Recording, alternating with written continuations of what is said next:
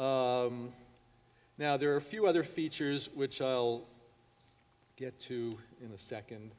But the other point about cap and dividend, I want to emphasize this because politically it's actually crucial. There is so much resistance to raising carbon prices in the US. It's a gas tax, it's an energy tax. Nobody wants to do that politically. You may recall during the last presidential election, both John McCain and Hillary Clinton proposed a gas tax holiday during the summer of 2008 because gas prices were too high and the American people don't want high gas prices and so forth. The fact is, if we're going to make, as Michelle said, dirty fuels expensive, these prices are going to go up and we're going to have to accept that.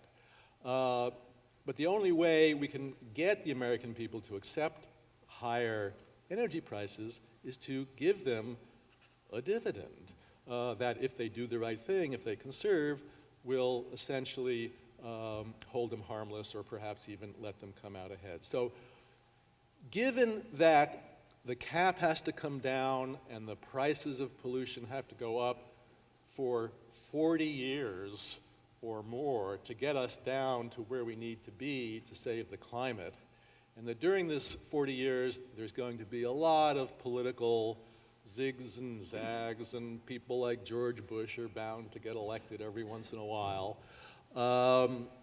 You need to lock in with the public this notion that carbon prices, fossil fuel prices are going to rise steadily and uninterruptedly for the next 4 decades. And the only way you can do that is with some kind of a dividend that rises automatically as those carbon prices go up. So in a sense, it doesn't matter to the average consumer how high the carbon price goes, because as the price goes up, the dividend goes up in tandem. So we're protected no matter what. That's really a key aspect of this plan. Now, and the other key aspect I just want to focus on, because it tends to be overlooked, and I and other advocates of cap and dividend are often accused of oversimplification when we say this plan is actually not a total solution, but it's a large part of the solution, is that this is not just putting a price on pollution. It is also putting a physical limit on pollution. And in some ways, the price is secondary. What is primary is the physical limit, or the cap. And it seems like it's patently obvious, especially if you have an upstream cap, a supply cap, that if carbon does not come in to the economy, it can't go out. Now, who gets to burn the carbon, the diminishing amount of carbon that does come into the economy, is almost a secondary question. Those of you who are involved with a lot of local policies probably have experienced a certain amount of frustration in trying to limit emissions locally, because the sad truth is that if carbon comes in, it's going to be burned and it's going to go out almost regardless of the price. That's just the way it is. So we really need to think in terms of physical limitations on the amount of carbon. It's as if, as we did in World War II, we are rationing the supply of carbon, not rationing it in the old-fashioned way where everybody gets a certain amount of chits to go to the gas station. I'm old enough to remember some of those things from World War II, believe it or not. That's the old-fashioned way of rationing. The more newfangled way of rationing is to have a supply cap and let the market figure out who burns the available supply. while of course, and once you have that cap, you're telling the whole economy that in 40 more years, there's not going to be any carbon to burn at any price, so you darn well better invest in non-carbon alternatives. All right. Now, the cap under the CLEAR Act descends slowly at first in order not to shock the economy, but then it picks up speed and eventually gets down to 80% below the 2005 level by 2050, which may not be enough, but it's damn better than what we're doing now, and it can be adjusted, which is a point I will get to in a second. Again, no giveaways here, and I think what's interesting, there's sort of, in comparing the CLEAR Act with the Kerry-Lieberman approach, the Kerry-Lieberman approach says we've got all these conflicting interests here, you know, oil, gas, nuclear, coal, et cetera, et cetera. And the way we're going to get 60 votes is to make them all happy by giving all of them advantages or money that comes out of our pockets and hope that that will get 60 votes.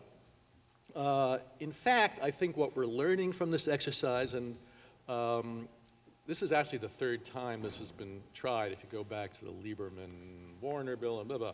Anyway, what you're learning is you can't actually get 60 votes this way, because when you start favoring one industry, you actually piss off some other industry, and after a certain point, it becomes self-canceling. By contrast, the CLEAR Act says, let's just have a level playing field. Let's just keep it simple. There's going to be one price for carbon. It's going to be the same price for everybody. It's going to cover the whole economy. We're not going to carve out little favors for this industry, that industry, or that industry. We're just going to keep it level and simple. And now, can that get 60 votes? I don't know. You know, it's really hard. But I think the fact that there's a Republican co-sponsor, that there are many other, not many, but there's probably a dozen other Republican senators that we've been talking to who like this idea. They haven't come out on paper yet to support it because they've all been waiting to see what this great Kerry-Lieberman bill is going to look like. But in private conversations, they say, you know, for a Republican, this approach looks pretty good. It's not a tax. It doesn't take money out of people's pockets. It actually puts money back into people's pockets. It doesn't create huge new bureaucracy. It doesn't have the government trying to pick winners and losers and da-da-da. From a small government, market-oriented business approach, this actually makes a lot of sense. So I think this has more potential to get bipartisan support in the US Senate than the alternative approach of trying to give away privileges and money to one interest group after another. Now the dividends, as I say, they're key because they rise automatically as carbon prices rise. This is an interesting point in terms of the impact on family incomes. Generally, what's involved here is a little bit of income redistribution. The redistribution is from people who pollute a lot to people who pollute a little.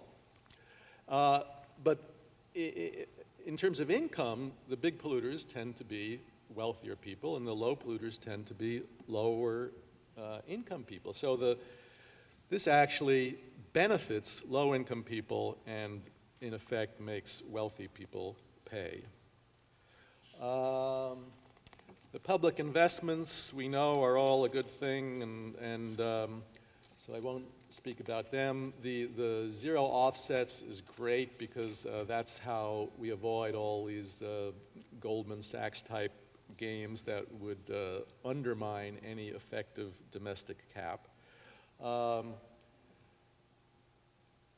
guess I'll skip over some of these things. The price collar is just a floor and a ceiling that is included in the CLEAR Act to prevent wild gyrations in price. This border equalization fee protects domestic manufacturers. I mean, one of the arguments you hear against climate legislation is, oh, gee, well, you know, the Chinese aren't going to do anything and they're going to flood our economy with cheaper manufactured goods because they don't have to pay for carbon. Well, no. This border equalization fee would make them pay at the border for the equivalent price of carbon that they are not imposing. And here's the last feature that I think is actually one of the little discussed benefits of the CLEAR Act, is that it has a way to adjust the cap if the scientists come out and say, as they basically have, that we have to reduce emissions even more than 80%. We have to, you know, to get down to 350 parts per million essentially means we have to not only get emissions down to zero, but go beyond that and suck some carbon out of the atmosphere that we have previously put in. So this bill would say, if we want to lower the cap, this can be done by having the president make a recommendation to Congress. Congress then has 30 days to act.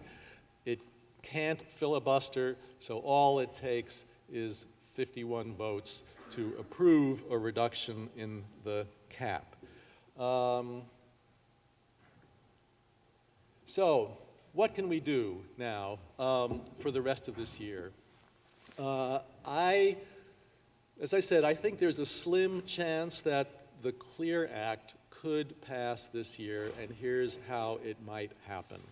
There is very little time left in the session, but the key is that the CLEAR Act is so short and simple and easy to explain that it could be passed as a floor amendment to another bill, be it another energy bill, or even a revenue bill.